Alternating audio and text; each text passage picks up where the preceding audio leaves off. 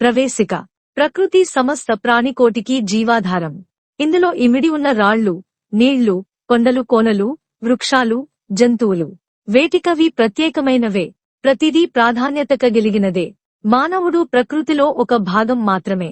సమస్త ప్రకృతి నుండి మనిషిని వేరు చేయగలిగినది, అతడికి మాత్రమే పరిమితమైనది ఆలోచన శక్తి. ఆలోచన మనిషిని మిగిలిన ప్రకృతి నుండి ప్రత్యేకమైన శక్తిగా రూపొందిస్తుంది. సరళంగా, సహజంగా కనిపిస్తూనే తనలో దాగి ఉన్న రహస్యాల చిక్కుముడులను విప్పదీయమంటూ ప్రకృతి ప్రతినిత్యం సవాలు చేస్తూనే ఉంటుంది. మనిషి తన మనోనేత్రంతో ఈ సవాళ్లకు జవాబులు వెతుకుతూ ఉంటాడు.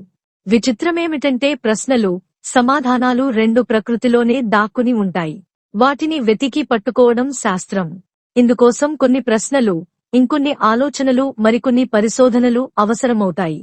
పరిష్కారం దొరికేంతవరకు వివిధ దారుల వెంబడి నడుస్తూ క్రమపద్ధతిలో సాగిపోవడం శాస్త్రీయ అధ్యయనం. పరిశోధనల సారమంతా ప్రశ్నలను గుర్తించడంలో, సంధించడంలోనే దాగి ఉంటుంది.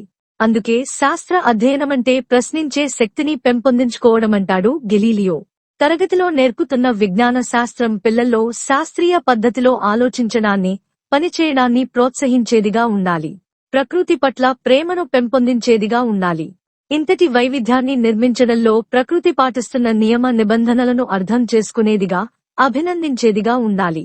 శాస్త్రాధ్యయనం అంటే ఏదో ఒక కొత్తదాన్ని ఆవిష్కరిస్తూ పోవడం మాత్రమే కాదు. ప్రకృతిలో ఇమిడి ఉన్న అంతఃసూత్రాలను అర్థం చేసుకోవడంతో పాటు ప్రకృతిపరమైన సహసంబంధానికి, పరస్పర ఆధారితత్వానికి అంతరాయం కలగకుండా అడుగు వేయడం కూడా అవసరం.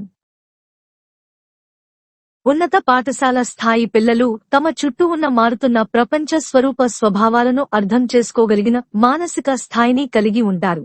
అమూర్త భావనలను విశ్లేషించుకోగలిగిన విజ్ఞత కలిగి ఉంటారు. కేవలం సమీకరణాలు, సూత్ర సిద్ధాంతాల బోధనలతో వారి చురుకైన ఆలోచన శక్తిని తృప్తిపరచలేము.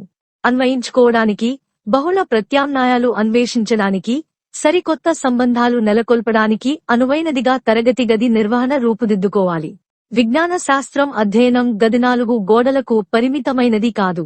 అటు క్షేత్రంతోనూ ఇటు ప్రయోగశాలతోనూ స్పష్టమైన సంబంధాలను కలిగి ఉంటుంది. కాబట్టి బోధనలో క్షేత్ర ప్రయోగాల ప్రాధాన్యత ఎంతో ఉంటుంది. స్థానిక పరిసరాలతో ముడిపడినదిగా శాస్త్ర బోధన ఉండాలన్నా జాతీయ విద్యా ప్రణాళిక సూచనలను తప్పనిసరిగా పాఠశాలల్లో అమలుపరచడం అవసరం.